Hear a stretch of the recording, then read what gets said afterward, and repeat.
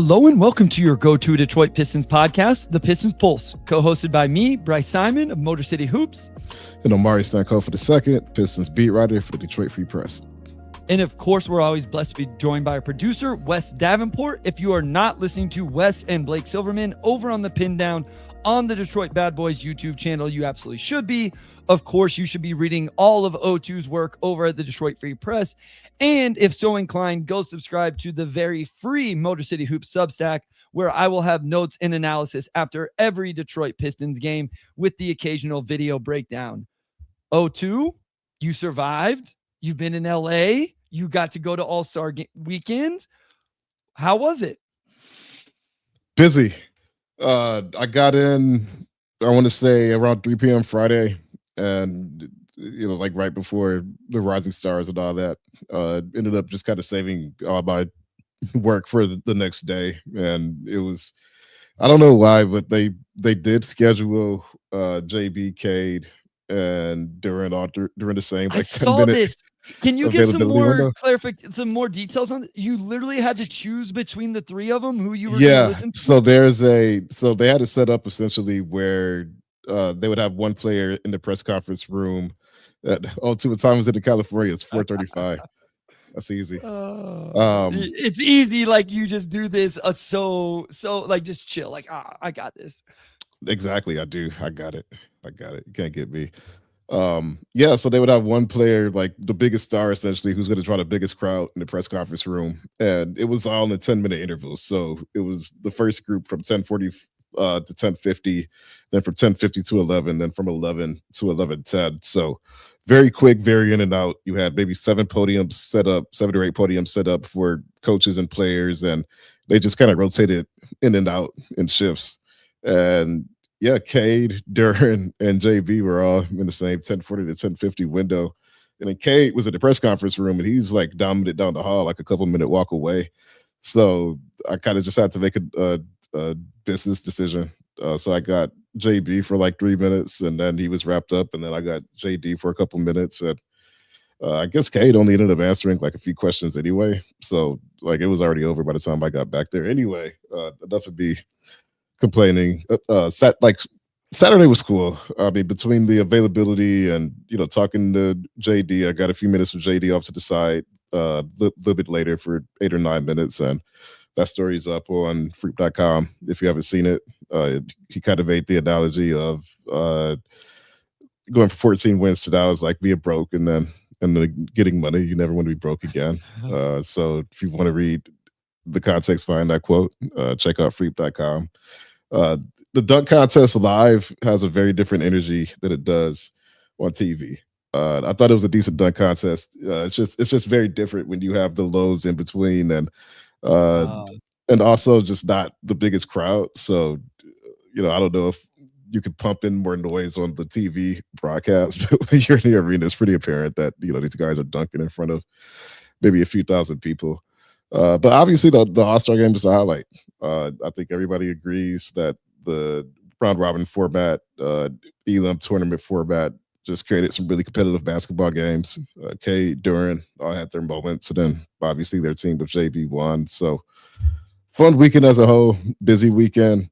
Glad I was able to get a little bit of sun, and I had a red eye out Sunday, so I got back at like 5 a.m. yesterday. So today I feel recovered and ready to take on the last 29-ish games or whatever we have this season. So yeah, long spiel, but overall pretty fun. And then obviously a pretty big weekend just for the Pistons in general as far as their representation. Love it. Real quick side note, I promised you guys a surprise, and not to step on Jill's toes and Wes's toes of eventually having a new addition to the Pistons Pulse podcast family. We added an addition to the Simon household and the Pistons Pulse podcast family with the puppy. So we wanted to make the debut of look at Winnie. The little guy. Girl, it's a girl, Omari. She is a little princess. We had to go get her this past weekend. So if you've watched Game Theory, you've already seen it. So wanted her to make her debut. We'll bring her back later. She's only 12 months old, but has been an awesome little puppy so far. What is it like? What is it like taking care of a puppy? Like you're a father of many kids. Now you have a puppy in the mix. Just what's the energy like in the Simon household? I guess is what I'm So getting at. here's the funny thing, O2. So when we brought Rowan home, which is our oldest, from the hospital, I legitimately almost had a meltdown the first night because he started crying and we couldn't figure out what the issue was. And I just didn't know what to do. I literally like left the room, went and sat in a room by myself and almost had a meltdown. When we picked it, we drove to Denver to get this puppy and it started crying, right? Understandably so, right? About 5 minutes into a 4-hour drive, I was on the brink of having the same emotional reaction that I had then. And then we get home and it looks like it's going to cry anytime we put it down or put it in its little, we have this little playpen thing for it or whatever. Um, Overall, the puppy has been incredible though. It goes to the restroom as soon as we take it outside. It hasn't had any accidents inside right now. It doesn't really bark or yelp or whine and all of that. So, sorry, All-Star break. I know you guys want to hear about the Pistons, but the puppy has been good. So, yeah. That's good. Anyway, okay. Wes asked about the format. Here I think isn't what you were there, so you have it as much as anybody. Do you think it was the format? Do you think it was US versus world? What do you think caused the players to take the game as serious as what they did, which I think was more so than what we've seen recently in all-star games? Yeah, I think the players set the tone to an extent. Like Wemby genuinely wanted to win. You can see how frustrated he Oh was man. giving up the open three at the end of that first game. So I think when you have a handful of guys that really care, like kind of elevates it for everybody else. But then, like I mentioned earlier, I think the format helped a lot too. To play essentially to whoever's up at the end of the quarter. Beings that you can't really take so many possessions off. So we saw a couple game winners, pretty much all 3 games leading up to the championship. Were really close and competitive. Got a vintage Kawhi performance in that third game, which was fun. And then the fourth game, it kind of seemed like the Odads were just kind of ready to wrap it up and get out of there. That was like a 23-point blowout or something like that. But outside of that, I think it was just the players who were in it, the young guys who wanted to prove something, and then the format itself that just sort of created an environment that had no choice but to be competitive. If it's 39-35 with a minute left, you're going to try to win that thing. Like you're not going to try to give up too many open shots or play lackadaisically. So this was probably the best All-Star game probably since 2020. I remember that All-Star game being pretty good. This one was up there with, I feel like, the best we've had in recent memory. Yeah, I give a lot of credit to Wembanyama, and part of that is Anthony Edwards gave credit to Victor Wembanyama and said that when Wemby came out and played the way he did with the intensity that he did, it caused everybody else to do so as well. I think the way Edwards responded to that, quite frankly, the way the 2 Pistons guys responded to that, coaches calling timeout. Oh, too, I said this on Game Theory. It can be this. These guys are the best basketball players in the world. They understand how to play a level below regular season basketball. I don't think anybody's asking for regular season basketball even, but a step above what we are getting, which was just not even open gym. You know what I mean? Like you can play at a level where you minimize contact, you really minimize injuring somebody by not always contesting stuff at the rim and all of that. And there was some of that, but even if you're just in the right position, O2, even if you just get back in transition defense, you move your feet a little bit, then we get a chance to appreciate the skill level of these guys. And I think that's what we finally got in this game. It wasn't wide open layups and wide open dunks and wide open threes. The Kawhi stuff was awesome because some of it was contested. Even I know Cat took a lot of heat in this game or this night, I guess, but that three was right over the top of him. The De'Aaron Fox three that won them that game, Cade flew out there to contest, and Fox had to shot fake one dribble and make the shot. The Scotty Barnes three was contested, even though it was overhelped on. I tweeted, it's funny that we were talking about an overhelp in an all-star game because it was just everybody was that invested into it. I also thought it was kind of funny that scouting reports on players showed up in the all-star game, Cat overhelping.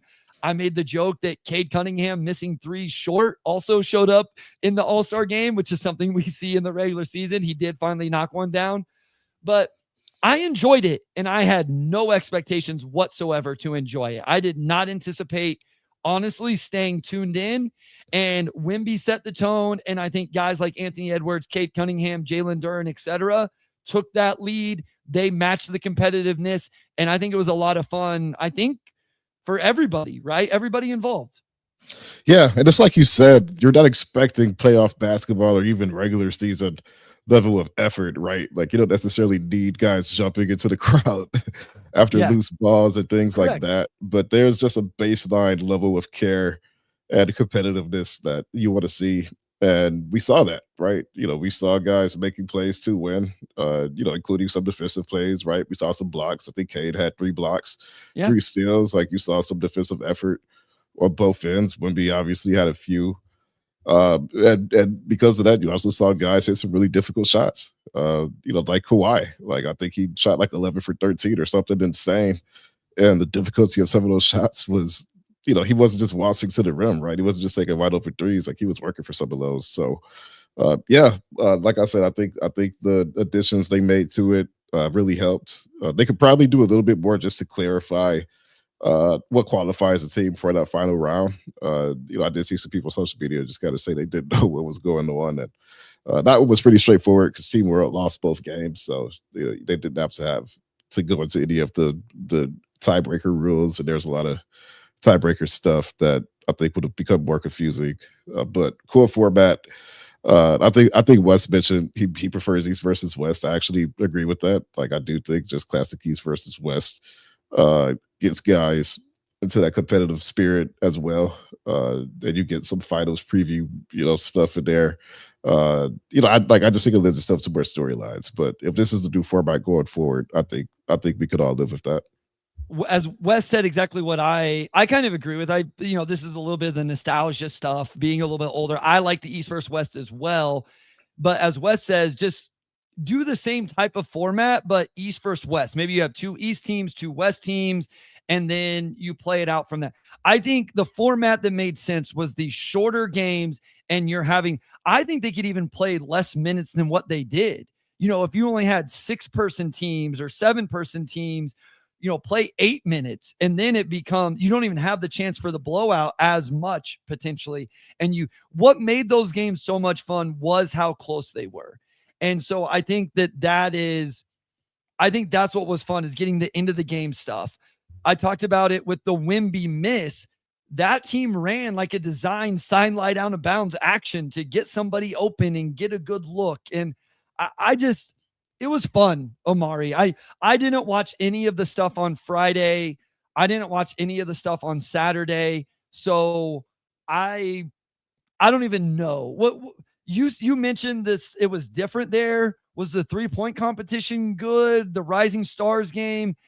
I literally kind of checked out from any of that stuff and didn't pay a whole lot of attention. Was there any, I know Ron Holland, didn't get to play in it, didn't make it, but was there anything to take away from any of the stuff before Sunday? I didn't watch the Rising Stars. I couldn't have told you anything about the Rising Stars at all. As far as the actual All-Star Saturday, the dunk contest was fine. Keyshawn Johnson had some decent dunks. Carter Bryant, I thought had some decent dunks. I've just made peace with the fact that 2016 will never be topped. And we've probably just seen every dunk that can be done. So I don't know if the event just necessarily has the same excitement level that it had in the past. I also just feel like they need to get some bigger names in it. No offense to the guys who were in it. Shout out to Jace Richardson, Michigan State. But I feel like it would have a stronger sense of stakes if it were guys with bigger names. Like, for example, if Jalen Duran had done it, or like in the past, you get a guy like a Ja in there. Like, I think that would just add so much more to it. So it was fine. Like I said, I think if you had like a full arena, there would have been a bit more excitement. But I don't even know if the arena was half filled. So Okay, so it just I saw this as well. So what was the situation? It just wasn't attended well in It general. just Was wasn't the attended okay? well. I don't know if they just, the ticket prices were too high, and, maybe they overestimated. I don't know. I mean, the weather was great. Like, it wasn't a situation where, like I went to the only everyone I went to was in Chicago in 2020, and it was cold. I'm like, yeah, I can see people not going if it's 10 degrees outside. But you're in beautiful LA, and it was like barely half filled in there. So I don't know what happened. But when you're in the arena, you can definitely feel the emptiness, and just how much I feel like it's carried by the theatrics more so than the actual crowd. What is the arena like? I mean, I've heard stuff about it. Is it pretty impressive when you're walking up to it? Is it pretty impressive as you're walking around? You've been in every arena in the NBA in terms of the hallways, the locker rooms, the court, all of that. Does it stand out? I guess, Little Caesars Yeah. isn't super old, but Yeah, like Intuit Dome like, it's definitely unique. Like, it feels like there's almost too much going on, okay. because you've got, it's not really a jumbotron. It's You've got this round screen that goes around the entire arena, and it's like a jumbotron size screen, but it just wraps around the entire arena, and it's so high up. Like, our media seats were probably like right in the middle of the upper and lower bows, and it feels like you have to either kind of choose to watch the jumbotron ring above you or the game below. I think the wall concept, how they kind of have the uninterrupted seating behind the opposing basket, like, I think that's pretty cool. Like, the seats light up. The sound system is really loud. Like, it kind of feels like you're at one of those Universal Studios. Like, I don't even know what you call it. You sit and there's like the screen and the seats move around and stuff. It almost feels like that. Like, it feels like you're in this big interactive um arena, and it just happens to be a basketball game going on. So it's entertaining. I think it actually worked better for the All-Star game than it worked for uh when the Pistons played there a couple months ago. Like, I think the basketball game almost feels like a sideshow compared to everything else going on. But other than that, I mean, the arena's cool. The idea obviously is to have something that sets it apart from Staples Center, and whereas Staples kind of has like that old school kind of historic feel a little bit at this point. Into it feels like the newest arena. It feels like a super rich man said, "We're going to make this the most high tech place you've ever been in," and that's what it feels like. All right, let's go to break here. When we come back, we will put the All-Star break behind us because the Detroit Pistons have the best record in the NBA and are up for an exciting stretch to close out the regular season and into the playoffs. And it starts on Thursday with the matchup at New York. And that is where we'll start with our post All-Star break conversation. All right, we are back with segment two. We're just going to look at these upcoming games for the Pistons, starting with New York at Madison Square Garden on Thursday. We've already seen these teams play twice already, and they were both at Little Caesars Arena. So for them to go back to Madison Square Garden for the first time since the playoffs, a little shorthanded, obviously. Duran, Stu both being suspended. Uh, I guess, where's just the hype factor at for you for this game, given how lopsided the series has been so far, and yet this is probably going to be the toughest of the three games for the Pistons yet. Yeah, I mean, I'm always excited for this matchup. It seems like there's a real rivalry brewing, at least between the fan bases of these two teams. And I think these are the top two teams in the Eastern Conference. We just recorded our title contenders episode that'll drop on, I don't know if it's Wednesday or Thursday. And we had these two teams right next to each other. And listen, I think here's my thing. I still have some worries about the Pistons in the playoffs. I still think there's some flaws that I am nervous for them. Like, for me, I don't care, but for them, I'm nervous that these flaws show up in the playoffs, especially on the offensive end and some of those things. But there's also an aspect of, are they just so tough and so good defensively? And is Cade Cunningham so good? Is there so much chemistry and connectiveness between this team that it doesn't matter? And you always want to see those things when you play the premium matchups.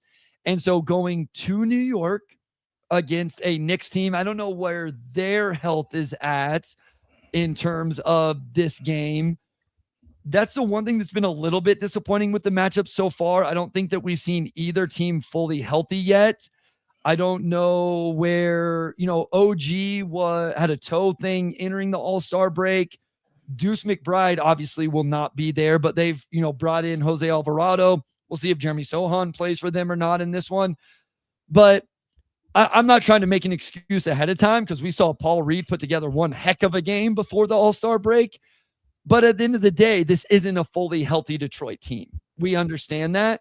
And there's a world where the front court of Karl-Anthony Towns and Mitchell Robinson are able to attack that. And so we're still not going to see the full matchup, but I think a Pistons New York Knicks matchup is always fun. And I'm always excited for the Asar Thompson guarding Jalen Brunson aspect of one of these games.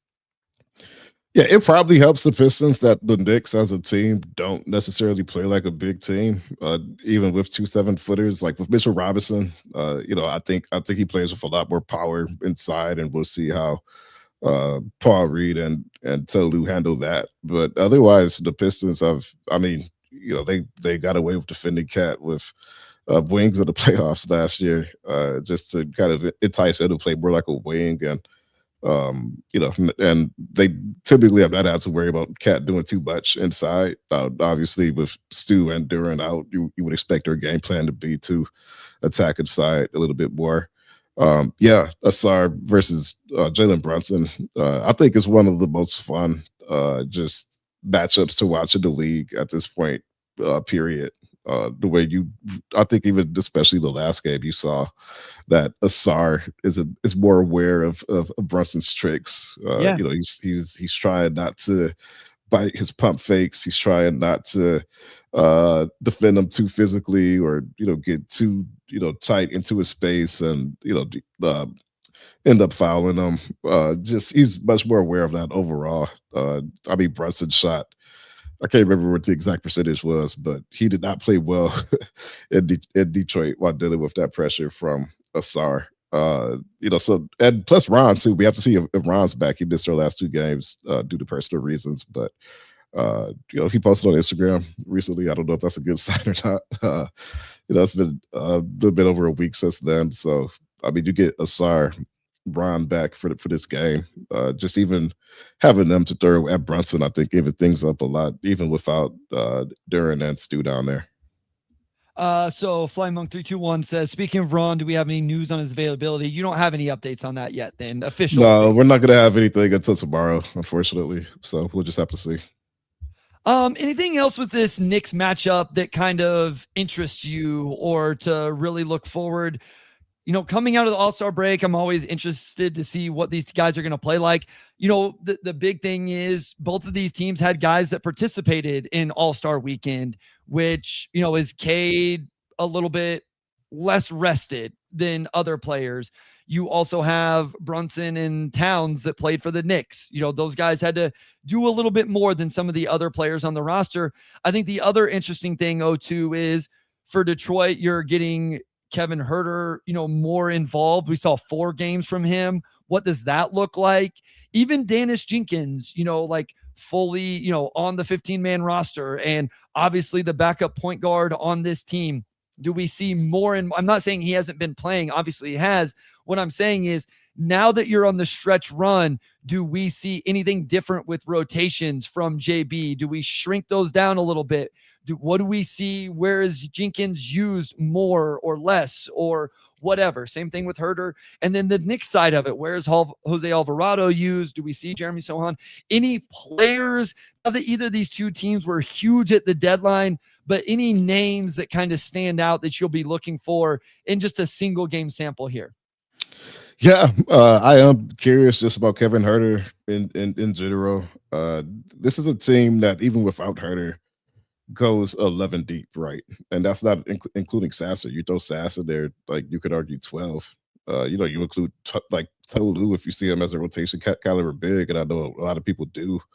That's 13. So I say that to say uh, it's interesting that they have a trade acquisition that could help this team. He's a good knockdown shooter from the corners. Good inside, good playmaker. But it's tough to see how much run he actually gets. Outside of any injuries. So this is a game where, especially if Ron's out, Kevin might be able to come in for 15 or 20 minutes and give you something. He played around 20 minutes, I want to say, in that blowout over Toronto. Finally got a three to fall after I feel like he missed his first 7 or 8. Clearly a guy that could get you a bucket. And this team, I think, especially in the half court, could use that. I think he has skills that can really help this team. So he'll have an entire All-Star break to get acclimated. They'll practice in New York tomorrow, so that'll be another practice under his belt. Starting with that next, curious to see if Colorado roll and actually find a way to impact the team. So the schedule coming up after that, they go to Chicago after going to New York. Obviously, Chicago has somewhat looked like they've decided to take a different path with their organization. I think the big storyline here is obviously going to be Detroit playing against Jaden Ivey.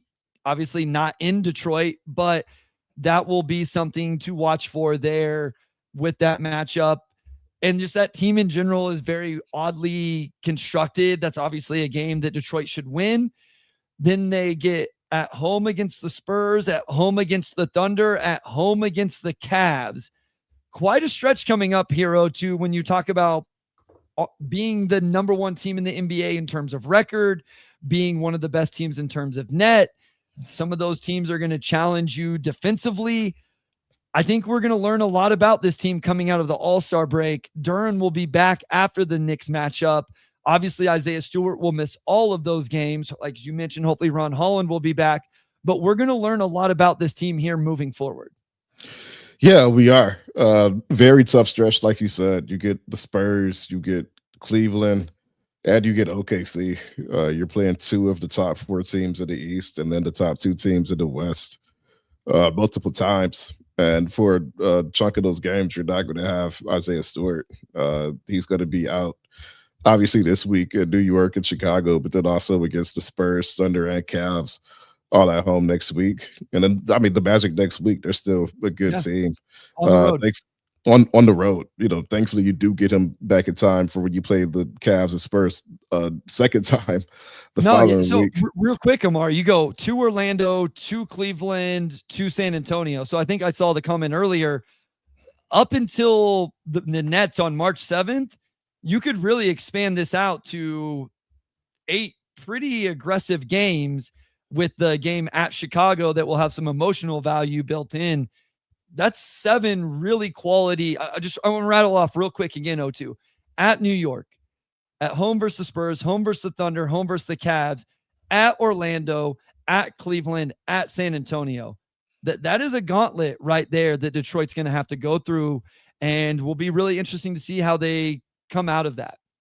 And it really kicks off a tough stretch. Really, the rest of the season is going to be tough up until you get to maybe those last couple of weeks in April, because you have this tough stretch leading into March where you have 8 games where 6 of those games are against some of the top teams in either conference, and then you've got a road game against Chicago in there. Like you said, they're playing JI, maybe potential for a revenge game. You never know, but you have an 8-game stretch March, and then they have 18 games in 31 days. I saw that. So 18 games on, 13 days off.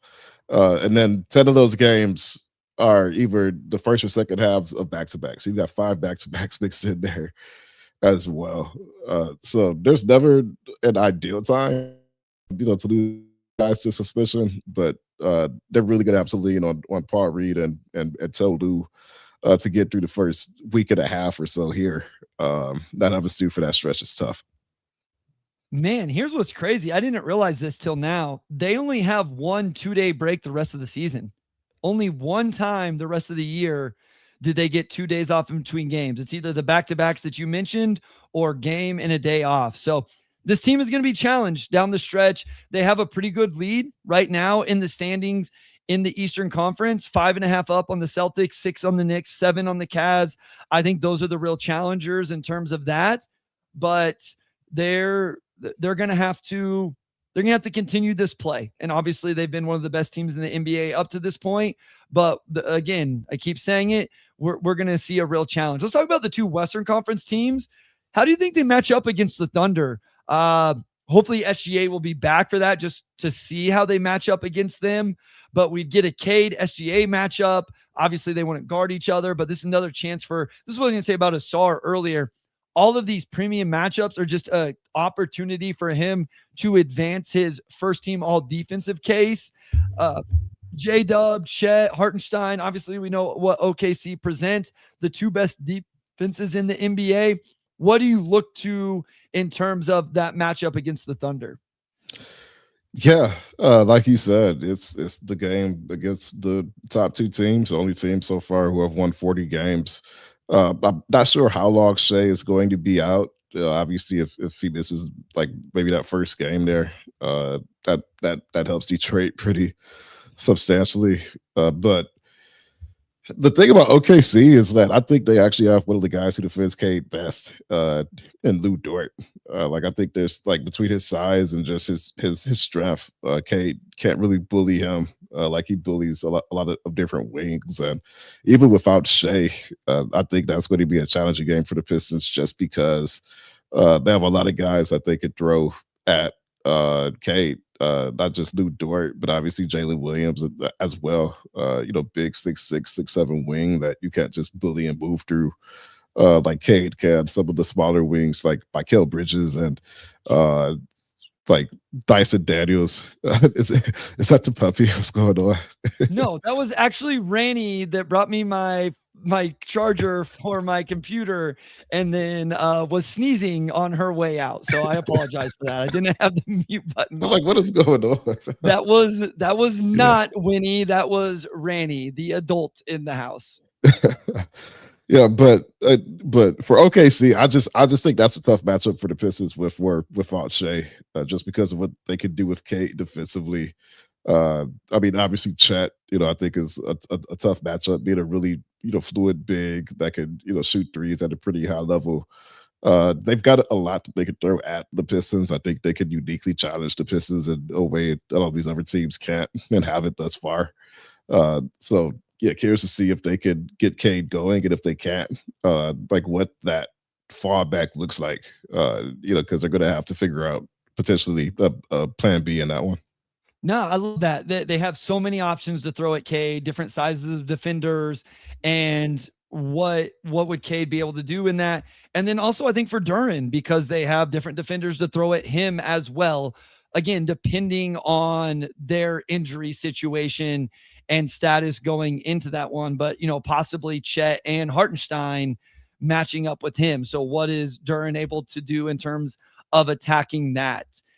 Both of those guys, along with one of them waiting at the rim potentially. So I think that matchup is a lot of fun.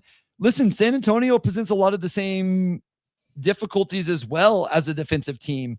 They have Steph Castle. They have Dylan Harper's a really good defender as a rookie. And then you have Wembanyama in behind it. What would be interesting to you in the Detroit versus San Antonio matchup that we will see even before the Oklahoma City one on the 23rd? Yeah, I mean, like you said, San Antonio is just another team that's hilariously deep. Even a guy like Carter Bryant, who they don't even need to play a whole lot. Somebody you could potentially throw at Cade if you wanted to. Wemby, I mean, like he's Wemby, right? Like, what's the strategy against Wemby for the Pistons? You're not gonna have beef stew in that first matchup. So I don't know. I mean, between Duren, P. Reed, or maybe you put a wing on him. I don't know. I don't know exactly what the game plan is for Wemby. I don't know if there's any effective strategy like any team that's come up with to solve him. But yeah, you're a team defensively that has locked a lot of teams down by being physical. So is it just that? Can you make Wemby uncomfortable just by kind of pushing him around a little bit? Defending him physically, bumping him, making them, not allowing him to establish position, whatever it may be. That's going to be fun to watch. Yeah, Castle likely to be the one defending Cade. Like in my mind, I feel like he kind of fits more in the former category of defenders that Cade still has a little bit of a strength advantage on. But Castle's also what, he's like 6'7", right? Like he's like, as far as guards go, like he's pretty massive. So yeah, a lot of similar challenges compared to OKC. You have a team with a guy that you're not going to be able to defend that well. They've got guys like they could throw at your best offensive player, and it's okay if it takes a minute for Cade to get going. What does that secondary offense look like? How much can you lean on Duran to create things? And outside of that, like how much do you lean on guys like Duncan, Asar, like maybe even Kevin Huerter to open things up on offense? Those games are going to go a long way for me in where I may change my feelings about the Pistons in the playoffs and whether it eases some of my worries or not, because those are Oklahoma City is the best defense in the NBA, Detroit's 2, and I think San Antonio's 3 when Wemby's on the court. And what Detroit can figure out offensively in those games, assuming everybody plays to some extent, is going to be really interesting to me. I want to see what the offense looks like against those level and those caliber of defenses. Let's go to a short break here. O2, when we come back, let's close it out. Just talking late season adjustments. What are some things we think that Detroit might be able to do, adjust, integrate players, some different lineups, some different actions, anything like that as we move towards the end of the season and into the playoffs? All right, we are back with segment 3. And we're just going to get into some late season adjustments we want to see the Pistons make down the stretch here. So what kind of comes to mind to you first, Bryce? We kind of talked about it earlier, but obviously this is a team that goes 11, 12, even 13 deep. Are there any rotation adjustments you think need to be made for this team? I don't know if there's adjustments. I do wonder if in some of these bigger matchups, I don't know if you want to call them prime time or whatever, especially when Stu gets back, do we see JB go to a 9-man rotation, right? Do we see the starters and then only Jenkins, one of Levert or Herter, Holland, and Stu play? And it gives us a little bit of an insight into what a playoff series could look like. The other thing I've thought about, O2, does he just play 11 guys in the playoffs? Is this a team that's just going to buck the trends of what we normally think about in the playoffs, where they're not going to worry about having the spacing? They're just going to guard you. They're going to attack the boards. They're going to create turnovers. They're going to play 11 guys and keep everybody fresh. And they're just going to carry it over from what we've seen in the regular season. I'm really interested. I have no idea which path they're going to take, but I do think if we see some of this in a regular season matchup against the Thunder or the Spurs, I don't think we'll necessarily see it in the Knicks coming out of All-Star break. But do we see some indications of a potential 9-man rotation? And if we do, what would that 9-man rotation be? Yeah, I think what's nice is that if something's not working in the playoffs, you do have options, and you can turn elsewhere. Maybe you find that it's difficult to play both Javonte Green and Holland, just because you need a little bit more shot making and, specifically a bit more spacing. So maybe game 1, you give the defensive look a shot. Maybe game 2, you say, we're going to swap one out for Kevin Huerter, see if we can knock down some threes, right?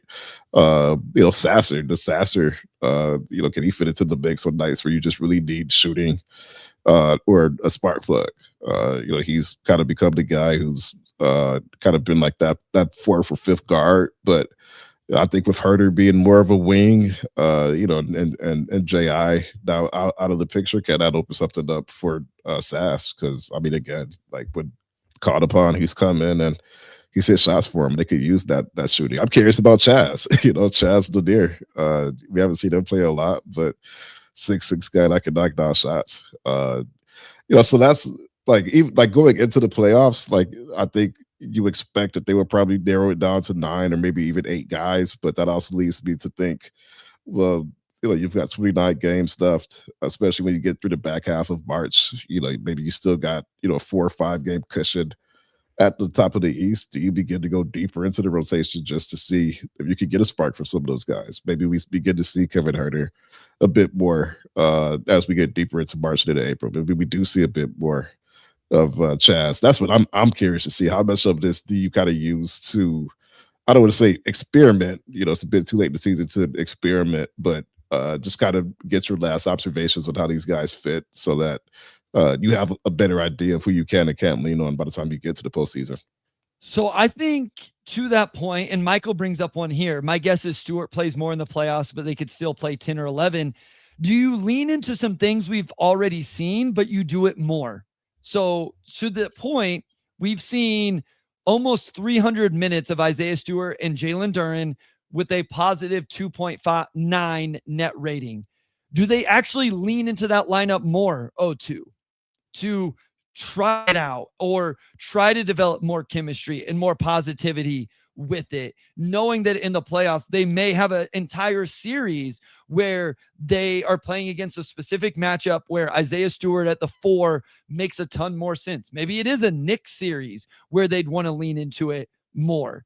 Maybe it's a Cavs series against Evan Mobley and Jarrett Allen where you'd want to lean into it more. That is one. Another one is, what about Dennis Jenkins and Cade Cunningham? We often talk about Jenkins being Cade Cunningham's quote unquote backup, right? Handling the ball when Cade is off the court. Those two, which kind of puts in perspective how much Duren and Stu have played together. Jenkins and Cade have played 209 minutes together. They have a 13.9 net rating. So do you lean into that even more? Not just Jenkins being the quote unquote Cade sub, but because he's one of the better shooters on this team and Cade's size as a point guard allows you to kind of manipulate lineups. Do they lean more into Cade and Jenkins playing together? Those are some of the things. How about Ron Holland and Asar Thompson? Do they try out that lineup more to see if they can figure it out? 205 minutes this year, 12.6 net rating whenever those two guys are on the court together. Those are some of the things I'm interested to see, things we've seen, but do we see it even more because JB thinks that they're going to have to lean into it in the playoffs?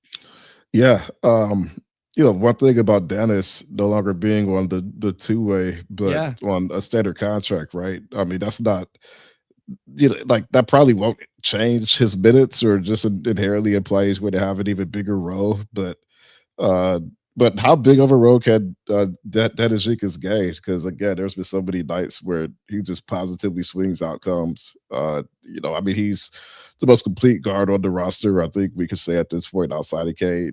He's shooting around 38% from 3 still, taking care of the ball well. Like I think he gives you some size defensively. Every now and then he can be a little streaky, responding to the Pistons fan 11 comment here. In the G League, he's actually shooting the ball better now than he ever shot, I believe, in the G League. And he was a bit better in year 2 with the crew shooting the ball than he was in year 1. But I do want to see that comment. Yeah.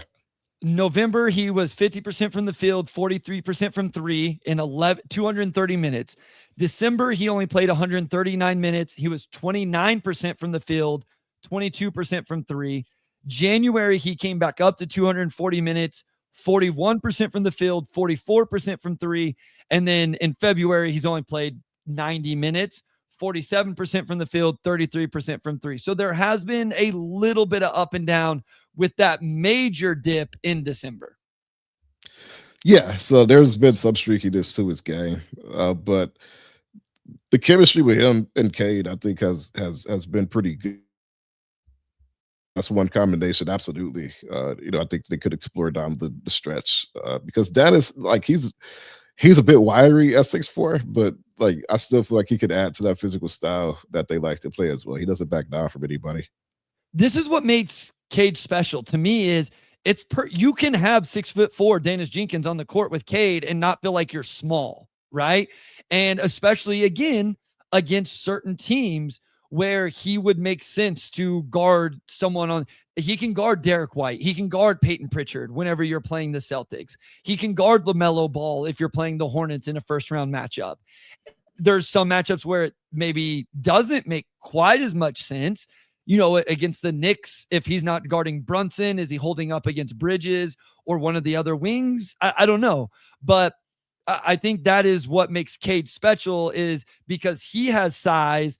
You can play a quote unquote point guard size player like Dennis Jenkins and not give up too much in terms of size or feeling like you're small. Another thing, Wes brings this one up, I like this one, is more Duren minutes without Cade Cunningham. I don't know if this was Wes's idea, but I like this idea because Jalen Duren has to be the second best offense. Like, he has to be a true number 2 option. We all know he's the second best player on the team. He has to be a playoff caliber number 2 offensive option for this team, in my opinion. Some may argue that you can do it by committee, where one game it's Tobias and another game maybe it's Duncan and then another game it's somebody else. And Wes says Laz first mentioned this back in November, December here on the Pistons Pulse.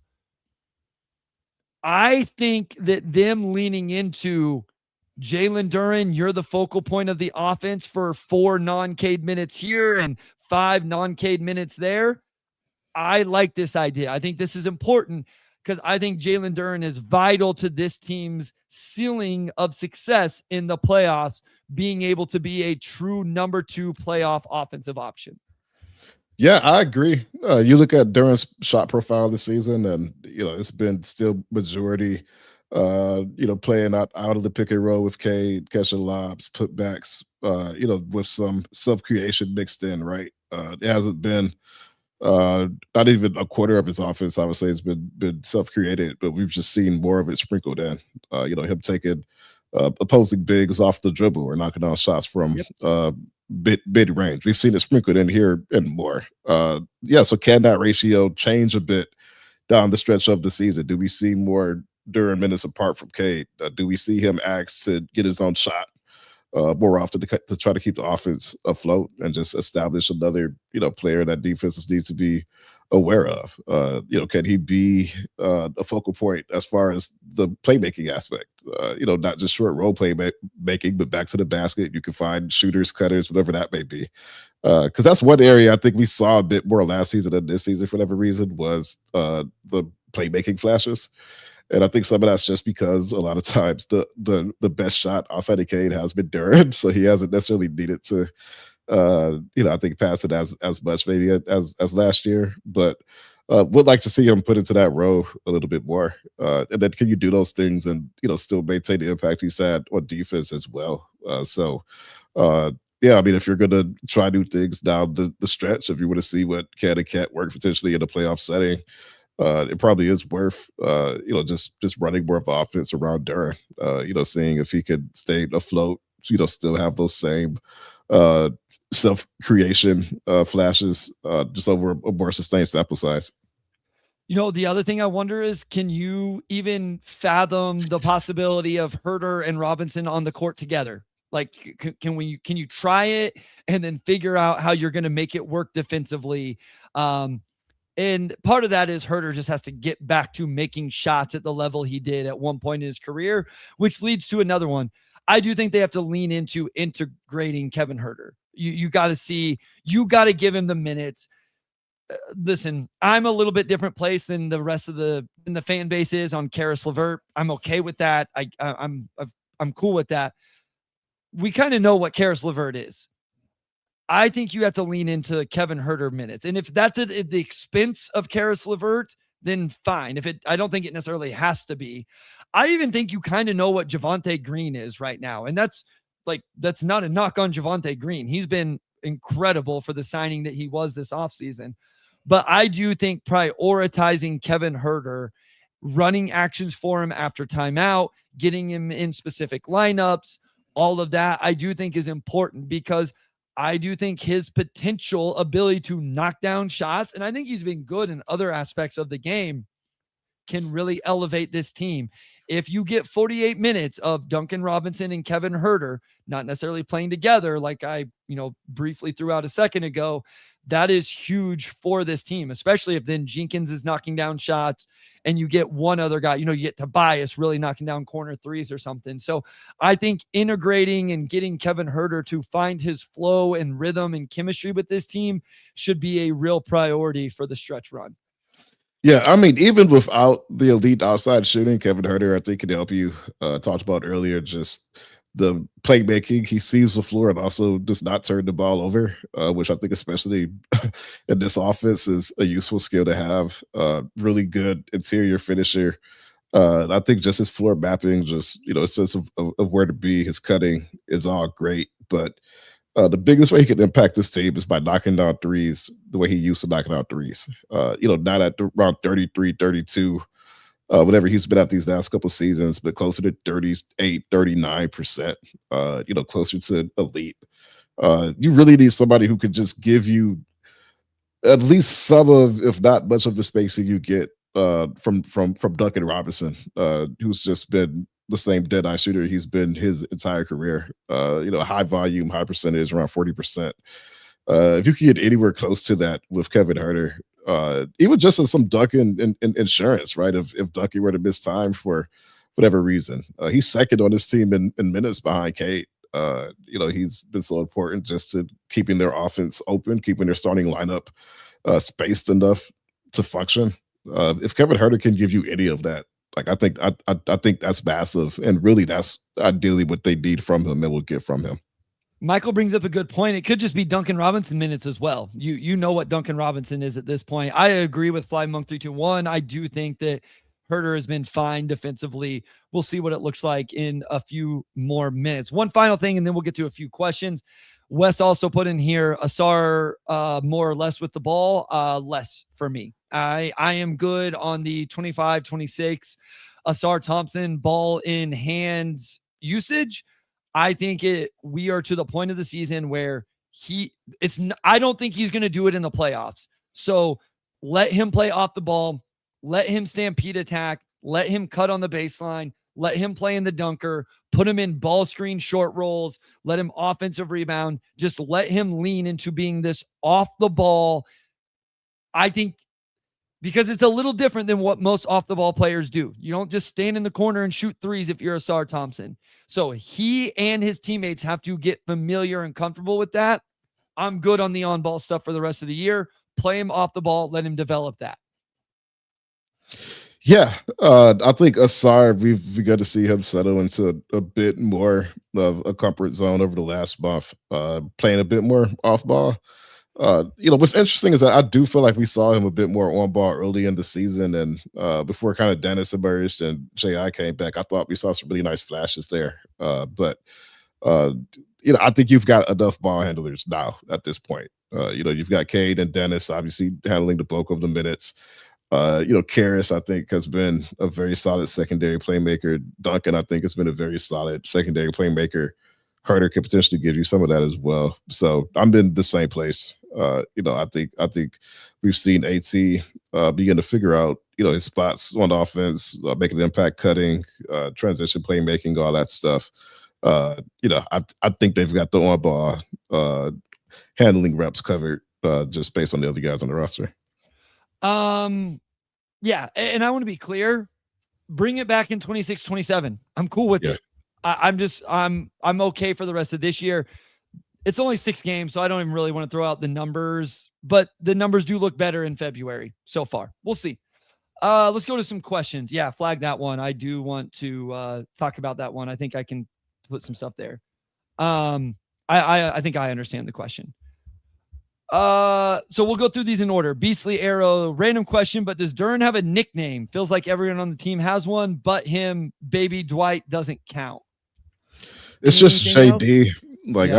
I don't think he has a nickname outside of JD. I mean, if somebody wants to come up with one, it's I think it's pretty clearly up for grabs right now. I've only ever heard JD for him. Fly Monk asked, did we get any clarity on the JD participating, not participating in the dunk contest? I know you told the locker room story, but anything else how that kind of got No, I never followed up on it. I guess, or something? Yeah, I never followed up on it. Like I said, it sounded like he hadn't even formally accepted it. So that's initially what the report said. Not sure exactly what happened behind the scenes, but it did never seem, based on talking to Duran, that he was certain even he was going to be in it. So I'm assuming wires got crossed somewhere. I saw some people on social media kind of assume like, oh, he got suspended and couldn't do it, or he got hurt, he couldn't do it, or like whatever it may be. It's got nothing to do with that. Like even before the Charlotte stuff, even before all that, it already sounded like he probably wasn't going to be in it. So Richard said Stu's out through the Orlando game. That is correct. That will be the final game. He will miss March 1st. It's that last game. Yeah, he's back March Orlando, 3rd. And then he'll be back for the second Cleveland game, right? The second time March 3rd in Cleveland. Yeah. All right, final two. Agrodome. Will the Pistons sign anybody in the buyout market? I don't know that there's a name that I'm super intrigued by right now. The tough thing for Detroit is, as you've mentioned a couple times now, too, there's a lot of just quality players already on the roster. And I don't want to say you can't have too many quality players, but is there a guy that's going to move the needle or bump somebody in the rotation? I just don't know that I see that name right now. And then you would also have to, I mean, what did we say? Klintman would have to be the guy, because it's not, he's the only option, isn't he? Yeah. They would probably have to waive Klintman to create room. And I mean, there are just no obvious names on the buyout market to me right now. That makes sense for this team. They're already so deep that, I mean, the list, you're adding like maybe a high upside shooter or something. Like I really don't even know what to prioritize at this point. You're deep at basically every position. Is it worth waiving a player to bring somebody else in who probably won't play that many minutes? Probably not. But you see, like that market could evolve. Maybe somebody enters that market over the next couple of weeks would make sense. Right now, I don't know who that guy would be. Nobody really jumps out. Yeah. Last one, same Agrodome. Bryce, what is the most negative analytics situation on the Pistons team? This isn't like, I know everybody has varying degrees of analytics, but I put all this information together for the game theory. So, O2, I'll ask you in the chat as well, which of these numbers kind of stand out the most? So right now, the Pistons are first in win-loss. They are second in overall net. They are 10th in offensive rating, second in defensive rating. They are fourth whenever you go to the clutch in overall net rating. They are seventh in clutch offense, third in clutch defense. They have the best record at 17-6 against teams that are 500 or better. According to Synergy, they have the 16th best half-court offense in the NBA and the second best half-court defense. Most of those numbers are pretty positive. The one that stands out to me, Omari, is the 16th in half-court offense. And then some just basic numbers here. 21st in three-point percentage, as well as 27th in three-point attempt rate, 26th in free throw percentage. While it's better than what we're used to, they are still 19th in turnover percentage. And then the biggest one that I think is kind of fascinating to talk about for the playoffs, they are 30th in the NBA in sending their opponent to the free throw line. Yeah, I think the half court offense kind of is the red flag, because there's a lot of their offense in general is propped up not just by transition. And this is just their overall offensive picture, not just half court transition, but also second chance opportunities, because they're really good on the offensive glass, and that's been their profile. They don't shoot the ball especially well. They don't take a lot of threes. They do get to the line, but they don't shoot at the line very well. And there's just a lot, I would say, that they're leaving on the table offensively that absolutely could bite you in the playoffs. The slower pace, not being able to generate as many opportunities in transition. So even if you have a great transition offense, like, you're still going to have to just hit some, tough half court shots, especially late. in games. Not capitalizing on the opportunities at the line, and then putting teams on the line simultaneously. Like all that stuff could bite you in the playoffs. So those are the things that I would say are the negative analytics. They kind of have the profile of a team that kind of runs the table in the regular season, but then runs into some real issues in the playoffs. So whether that's the second round or third round or even finals, like that remains to be seen. But typically, the teams that overcome in the playoffs not only have really strong defenses, but like they can knock down threes and they can problem solve in the half court pretty well. So that's the red flag. We'll see to what extent it is biting them. Because like 16 for the half court, like it's not like they're just doomed, right? Like, they can still make something happen. Yeah, I agree with that. I think if you believe in this team in the playoffs, I think first a lot of it starts with Cade Cunningham, but then you just believe in kind of the identity and the toughness and all of those things. And after the run, Indiana did it in a very different style.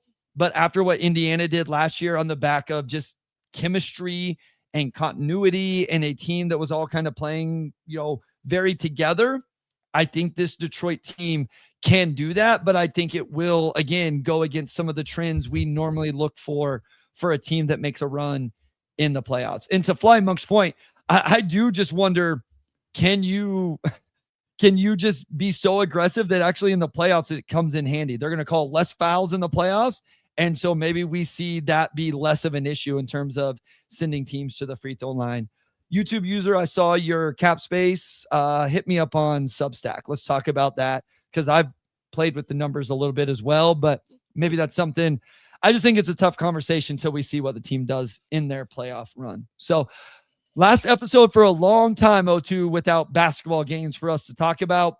They always hit a little bit different. They make me a little bit more nervous. They can be a little bit more difficult. Hopefully we did okay. Hopefully it wasn't too much puppy talk for you. Winnie will be making some appearances throughout the rest of the season, though, at least short ones. Hope everybody is doing well. Hope everybody's excited for the NBA season to get going yet again after the All-Star break. And O2, take it away, my guy. Personally, I could have went for some more Woody talk, some more puppy talk. Woody will appear on this podcast, hopefully again. We got to make room for the pup. All right. Big thanks to our audio producer, Robin Chan, our editor-in-chief, Avery Nichols, and a big shout out to Wes Davenport, as always. And we'll talk to you all next week.